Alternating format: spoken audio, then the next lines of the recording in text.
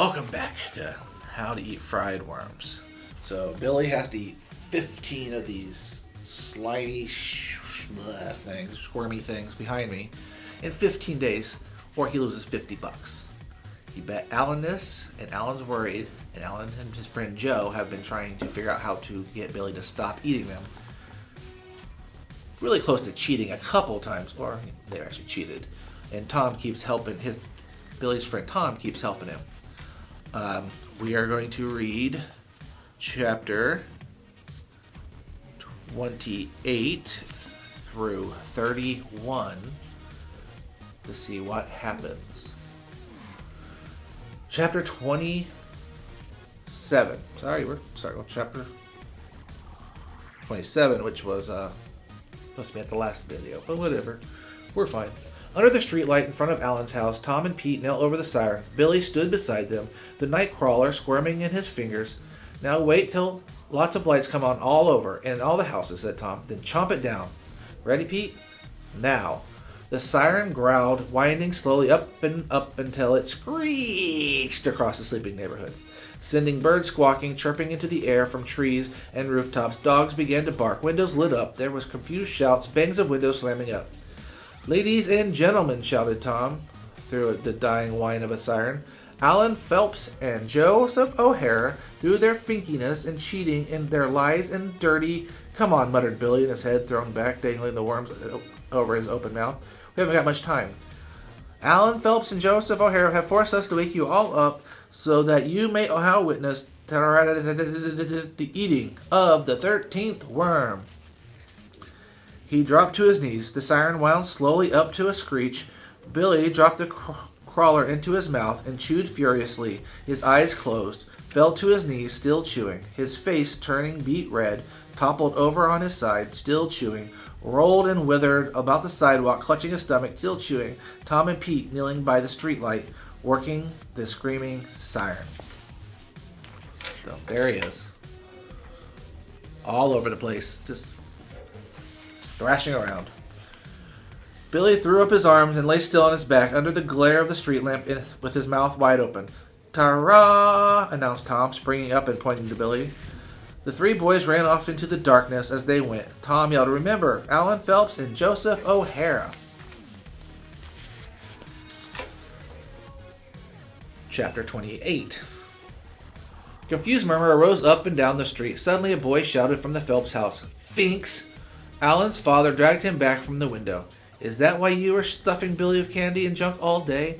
"Leave me alone." "Yeah, we were trying to trick him. The fink. Finks," he yelled at the top of his lung, lunging towards the window. "Quiet." His father set him down hard in a chair. Joe peered furtively out through the fringe of the bedspread. As soon as he had heard the siren and Tom's yelled, he had crawled under the bed.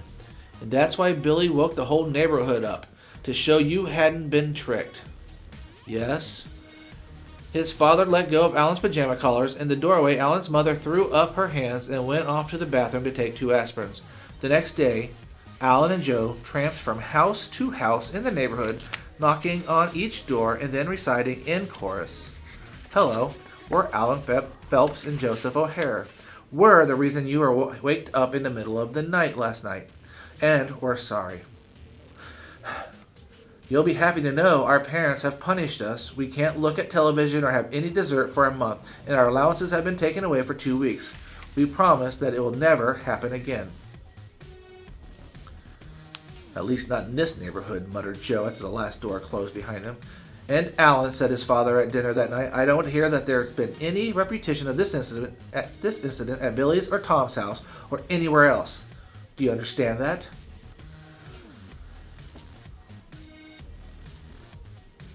"But we can't just let them get away with it, Mr. Phelps," called Joe from the living room, where he was waiting for Alan to finish dinner. "There will be no repetition of this incident or anything else like it," repeated Mr. Phelps. "You tried to trick Billy and lost. That will be the end of the matter."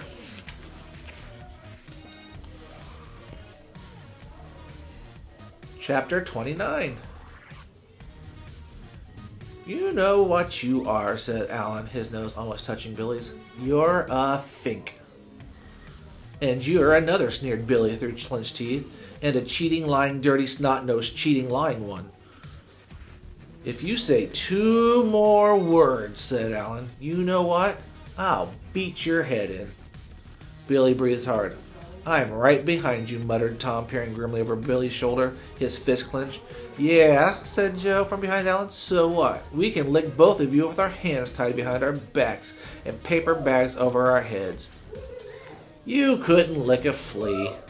Yeah? Yeah. Spiffle. Whack. Thump. Someone's choking, no fair. Thump. Gouge. Joe crawled from off behind a tree, nose bleeding. Whomp. He's pulling hair. He's scratching. Twist. Swist. Alan crawled weeping behind a bush. Thump. Whack. Duck. Billy, it's just me. Just you and me. Where's the others? Tom and Billy untangled and set up. Bruised, scratched, dusty shirts, torn, hair tousled. Tom's nose bleeding. Billy's shoe had come off. Yeah, sassed Alan and Joe from behind the tree. Billy started to shake his fist at them and clambered up, but then sank back. Tom panted beside him, bleary-eyed. Yeah, all worn out. Can't fight anymore. Alan scooped up a handful of mud and flung it at Tom and Billy. Then Joe did the same. Billy and Tom scrambled up and pelted back. Mud splattered against the trees and bushes. Alan began to cry. A rock hit Billy over the eye. He sat down backwards in the mud, covering his head with his arms, sobbing. Joe and Tom stopped throwing. Joe grabbed Alan. Come on. Tom knelt beside Billy. Let me see, Billy. Is it bad? Take your arm away so I can see. He tried to pull Billy's arm apart. Billy wrenched away. Come on, said Tom in a scared voice. I'll take you home. Come on, your mother can take you to the doctor. Wow. Chapter 30, The Peace Treaty. Alan and Joe sat on the sofa, Tom and Billy on 2 straight chairs opposite them. Now, said Alan's father, what's this all about? The 4 boys all began talking at once, accusing, recounting, explaining. All right, said Alan's father after a while. That's enough. Now we know it's got something to do with this bet Alan and Billy made.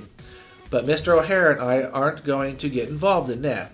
You have to settle that among yourselves. You 4 boys have been friends too long to start fighting now, said Mr. O'Hare.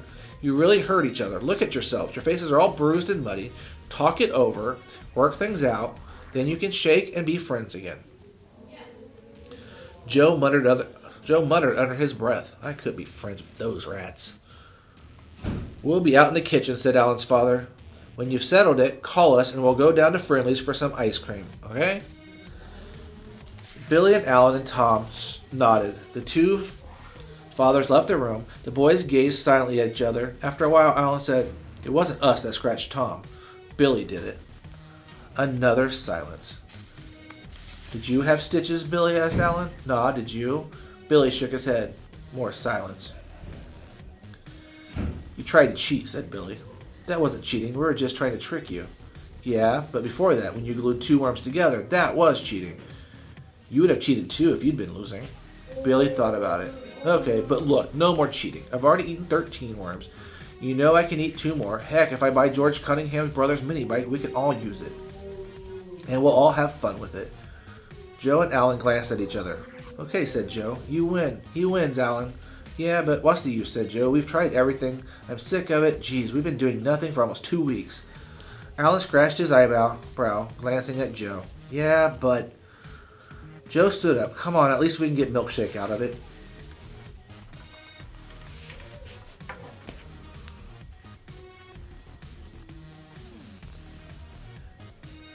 Chapter 31, The Letter. Billy lifted the worm out of the frying pan while the cooking tongs and curled it back and forth on his peanut butter sandwich. I bet they try something, he said. Joe won't give up. Alan might, but Joe won't. Tom was carving his initials in the leg of the kitchen table. Yeah, but it's not Joe's bet. What does he care? Just the same, I bet he tries something. Billy sat down at the table, turning the sandwich this way and that, looking for the best spot to take the first bite. Emily came in from the dining room. You and Mom got a letter. Chewing, Billy opened it. Charles M. McGrath, MD, 34 Beechwood Drive, Grattan, New York, 12601. Midnight, August 15th, 1973. Miss John Forster, 7 Manchester Road, East Grattan, New York, 12603. Dear Miss Forrester, I have just made a distressing discovery. While leafing through a medical journal before going up to bed, I noticed an article entitled Poisons in the Home Garden, a subject which necessarily fascinates me. I am glanced through the articles. A phrase caught my eye. Lumbricus territris, the common earthworm. I read on. Miss Forrester, let me assure you, first of all, that there is no cause for undue alarm. However, you will, I am sure, be concerned to learn that especially in the months of July and August, parents must be aware of the common earthworm, some varieties of which are known to secrete a substance, Lumbricus corispus, which, though not malignant to the skin, is sometimes harmful if swallowed. Dr. A.C. Roosevelt of Hyde Park, New York, reports that 10% of the boys studied reported no ill effects except induced paralysis of the lower fulmar region. 40% reported abdominal cramping, triple vision lasting from 2 to 3 years, and impairing school performance. In extreme lucitude, autopsies reports have not yet been received on the remaining 50%. And so no final conclusion can be drawn, but extreme caution is urged since the blackened and pimply face of the subjects lead one to suspect the worst. Miss Forrester, as your friend and family physician, I would strongly recommend that your son William eat no more worms until I return on Thursday from New York City and can give him a thorough examination. Yours sincerely, Charles McGrath.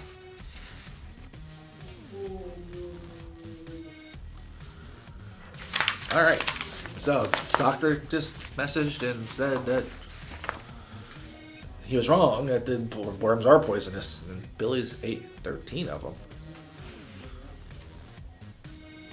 So let's get our questions. What was the consequence of Alan and Joe trying to trick and distract Billy?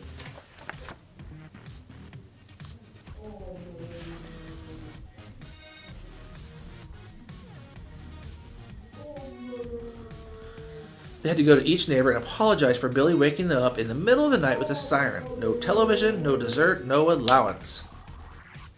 Didn't really make those two happy, did it? What did the dads do after the boys got in a fight?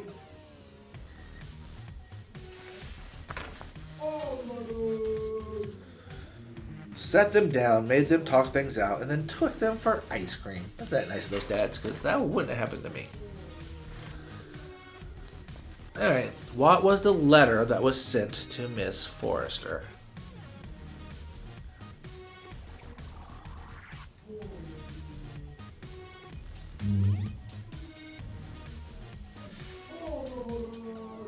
A letter from their doctor saying he read about eating worms was actually bad for you. He would do a thorough exam of Billy when he returned from New York City. Alright, so gross worms, eating them, a few more left. With that, we only have a few more chapters left. So the next video, next set of chapters will be our last of this fun book. We will find out who wins the bet. We will find out if they get a mini bike or anything else. It'll be concluded and we'll see how it goes. So, see you then. Alright, we're back with the last set of chapters. We'll see how this all plays out, won't we? So, chapter 32. Croak. His hands trembling, Billy laid the peanut butter fried worm sandwich down on the table. Do you think... Wow, whispered Tom. The screen door banged. Billy's father came into the kitchen, his tie loosened, his jacket over his arm. He laid his briefcase on the table. It's hot, he said cheerfully. Billy staggered to the sink and feebly drew himself a glass of water. Tom and Emily watched him, awestruck. What's the matter? Asked Billy's father. Water dribbled down Billy's chin and onto his t-shirt as he drank. His mind swam. Poison, paralysis, extreme lassitude. Tom, said Billy's father. What's going on? Tom pointed at the letter laying on the table. Billy's father read it, smiled, and glanced at Billy, and getting a beer out of the refrigerator, sat down at the table. Well, he said Billy, so it fooled you, eh? Fooled me? croaked Billy.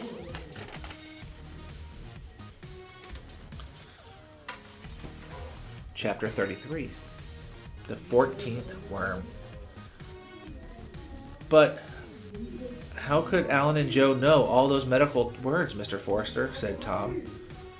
Lumbris corpus? Fulmer? Do you know what the fulmer really means? Tom and Billy shook their heads. It means a bird. A seabird, I think. Boy, said Billy, disgusted. He sat back down at the table and picked up his sandwich. They could be arrested, Mr. Forrester, said Tom. Couldn't they be arrested for defrauding the mails? Couldn't they? Billy grinned and bit down on the peanut butter and fried worm sandwich. Chapter 34. The 15th. Standing on a rusty pail, Billy peered through a crack in the horse barn. Joe was wandering about, lashing at cobwebs with a stick. Alan was slumped on a barrel, gnawing his thumbnail. Billy went around to the door.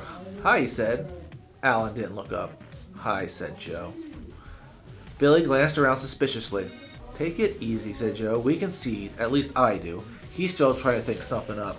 He pointed at Alan with the stick. Where's Tom, said Billy. He wouldn't eat his lunch, so his mother kept him in. Billy leaned over the platter on the orange crate and smelled the steaming southern fried worm. He wanted to load it with red pepper, said Joe, but I wouldn't let him. Billy forked ketchup, mustard, and piccalilli onto the platter, cut a piece of worm, dipped it in the glop, stuck it in his mouth, chewed nervously. Swallowed. Cut another piece. The worm tasted better than usual, sort of like kidney beans. Southern fried kidney beans. Where'd you get this one? Down behind Bannerman, said Joe. From the muck, yelled Alan. The muck. Gooey, slimy, stagnant muck. Billy grinned. Yeah? You'll have to show me. This is the best one yet. Alan jumped up and kicked the barrel, clattering into the stall. Joe shrugged at Billy, grinning. Billy held up the last bite. Ta-ra! He swallowed it. Okay, let me look, said Alan. Come on. He peered into Billy's mouth. Oh no, come on. They're still stuck between your teeth there. Billy sucked noisily at his teeth. Okay? Alan's shoulders slumped. I can't get the money till tomorrow, he said. Oh, geez, you know I'll have to work Saturdays for 6 months to pay it back. He trudged slowly towards the door. Coming, Joe? Yeah, maybe your father won't act so bad if I'm there when you tell him. Alan stopped in the door. Tomorrow, he said, without turning. 10 o'clock. He sounded as if he was going to cry. Yeah, sure, said Billy. Make it later if you want. Nah, it's not going to do anything putting it off. Come on, Joe. Chapter 34. Burp. Left alone in the barn, Billy hugged himself. I won $50. Ha ha! He sat down on the crate grinning. Heck, I knew I could do it. Ha! I was so scared at first, waking everybody up in the middle of the night. He burped. Beans. I should have made it 30 worms, $100. That stupid letter. Joe knew when he was licked, though. Ha, jeez. Beans. He stood up. How come that burp had tasted like beans? He had a hamburger for lunch and a glass of milk. Then the worm. Say, they couldn't have... He snatched up the platter, nothing left, just a few crumbs of cornmeal. Craning his neck, his eyes bugging out, straining. He burped. Beans. Again, beans. He burst out of the barn, stumbling over the sill, yelling. Across the field, Joe and Alan turned. Alan started to run. Joe grabbed his arm. It was a fake, panted Billy, coming up to them. You faked it. It wasn't a real worm. Real worm, said Joe. What are you talking about? You made a worm, yelled Billy, out of beans. Then tomorrow you were going to say I'd lost. I hadn't eaten 15 worms. The last one was fake. Oh, gee, said Alan. Come on, will ya? He didn't do it while I was around, said Joe. You sure? What'd you have for lunch? A hamburger and milk. Yeah, but where'd you get the hamburger? I don't know. My mother bought it. What difference does that make? Yeah, well, a lot of hamburgers these days has stuff mixed in it. You know, sausage meat, soybeans, breadcrumbs, so the butchers make more money. Yeah, said Billy. Sure. But anyways, you come on back just to make sure I'm going to eat another worm. Geez, suit yourself. Eat 4 more. Come on, Alan, let's go. Let him eat what he wants. 36. The 15th what? Billy threw back his head, lowered the worm. Alan charged around the door, leaped on Billy's back, flung him to the ground, punching and yelling, jumped up, grabbed Billy's feet, dragged him bump, bump, bump across the rough, chafy floor to the tool closet, bundled him inside, slammed the door, and locked it. Silence. Water trickling into the trough. Outside, Alan panting. What are you going to do with him? Joe asked hoarsely from the doorway. If he's in the closet, he can't eat the worm, can he? You're crazy. He'll start to yell. His parents will hear him. Yeah? Yeah? Alan's hair was mused, his shirt tail hung out. Yeah, said Joe, eyeing him. He will. He'll start to yell and his parents will hear him. Alan glanced wildly about, started towards the door, turned. Not if we put him down in the cistern. The cistern? Joe wiped his mouth. Alan, cut it out. It's only $50. Come on, face it. You've lost. You can't put Billy down the cistern all by himself. Suppose there's water in it. It's 15 feet deep. We can lower him down with a rope. Bang, bang, bang, bang. Billy was kicking the tool closet door. Let me out. Help, let me out. It's cheating. Help. I want to get out. I want to get out. I want to get out. Bang, bang, bang, bang. He chanted rhythmically, kicking the door with both feet in time with his chant. Alan ran across the barn, grabbing hold of the beam, skidding to the stop. Began to kick aside ash, hay, and trash which littered the planks over the old cistern. Bang, bang, bang. I want to get out. I want to get out. I want to get out. Come on, Alan yelled at Joe. Help me. We're all down in it last year. How is it going to hurt him? Come on, it'll work. I'll split with you. Get some rope. Bang, bang, bang, bang. I want to get out. Chapter 37. Out of the frying pan into the oven. On his knees, yanking at the planks which covered the old cistern, thinking, I've got him, I win, he'll never. Alan felt a hand grip his shoulders, glanced up. What the devil's going on here? Mr. Forrester shouted down at him. Bang, bang, bang, I want to... A confused babble of voices dying out suddenly. Now, said Mr. Forrester, Alan and Joe, home, scoot. Alan and Joe crowded out the door. I've won, Billy crowed. He danced towards the platter. Nothing can... Billy, up to your room. I just got to eat this worm, Dad. Oh, I've won. Billy, up to your room. Dad, his father pointed. Dad, if I don't eat what's left, I'll lose. I'll win. It's just too... Now! The bet is over. You know what I've told you about their cistern. Now. Dad, I'll lose. Alan will... Then you'll learn something. March. You mean I can't even eat that last little bit? How long could it take me? What could... Billy? Now. Chapter 38. And it looks like Billy was mad because it's just a bunch of symbols which means cuss words. Billy kicked the bed. He'd won. All he had to do was eat 2 more bites. 2 bites! He kicked the wall. What had his father gotten so mad for? Alan had started opening the cistern, not him. Geez, he hadn't even let him explain. Twice he'd won, and then something had happened, and now he's going to lose. After all he'd gone through, nightmares, fights, thinking he'd poisoned, all for nothing. He kicked the bed. Chapter 34. Oh, sorry. Wrong. 39. United States Cavalry rides over the hilltop. Miss Forrester, said Tom, peering through the screen door. Could I see Billy for a minute? He's up in his room being punished, Tom. He and Joe and Alan were very naughty this afternoon. Yeah, said Tom. No kidding. What'd they do? Chapter 40. The 15th worm. Billy kicked the wall again. 2 minutes! What difference could 2 minutes have made? He leaned his forehead against the window pane, gazing dejectedly out into the backyard. That's what always happened. Somebody.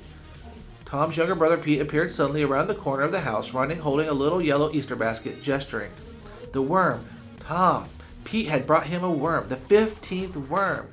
Billy slammed up the window. Catch, yelled Pete. Hurry. Tom's talking to your mother. He heaved the brick with a string tied to it up to Billy. Billy caught it and hauled the string up over hand over hand. The basket came bobbling up the side of the house. Alan and Joe plunged out of the bushes. Billy snatched a tin can out of the Easter basket, plucked out the huge swarming nightcrawler. Miss Forrester! Miss Forrester! Alan and Joe shouted at the top of their lungs, dancing about on the lawn, waving their arms. Miss Forrester! Miss Forrester! Too late, yelled Billy gleefully. Throwing back his head, he dropped the squirming nightcrawler into his mouth, chewed and chewed. Tom, Miss Forrester appeared around the corner of the house. Too late! Billy yelled, still chewing. Too late! I win! He disappeared from the window. A door slammed inside a house, a trampling on the stairs. He burst out the kitchen door, flying leap out off the back steps. He rolled, scrambled up, yelling, I win! I win! I win! Grabbed Tom's hand. They danced around and around and around, Pete cavorting beside them. Joe and Alan slunk off through the bushes, round and round and round. Billy's mother laughed and went into the kitchen, round and round and round. Till they collapsed on their back in the grass. I win, gasped Billy to the blue, cloudless sky. I win. Chapter 41, the Epilogue. Billy leaned against a mini bike against a tree and started down the path through the woods. Tom and Joe were already sitting by a smoldering trash fire on the riverbank, opening their lunch bags.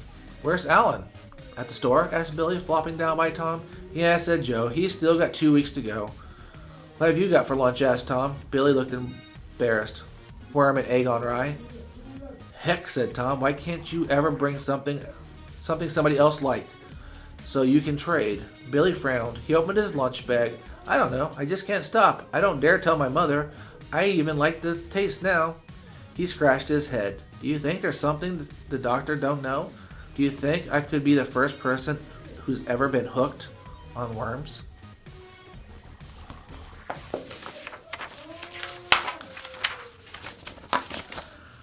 All right, last questions for the end of the book.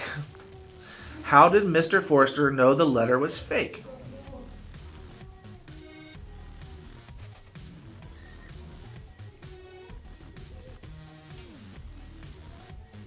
Alan and Joe used words with the wrong definitions. If you're going to fake a letter, you probably should make sure you're using the words correctly. How did Billy know the 15th worm Alan and Joe gave him was a fake?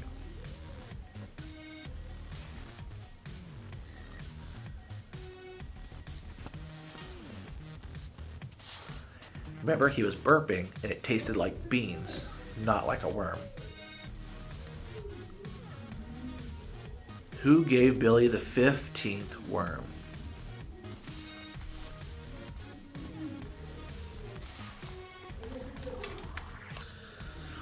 Once again, Tom's little brother to the rescue, giving Billy the worm that he needed to win. Got his mini bike. They all became friends again. That's always a good thing. Hope you enjoyed the book. Once again, it's called How to Eat Fried Worms. There is a movie. Don't know where you can find it anymore. One of my favorites, and I do not recommend eating 15 worms in 15 days. Till next time, guys.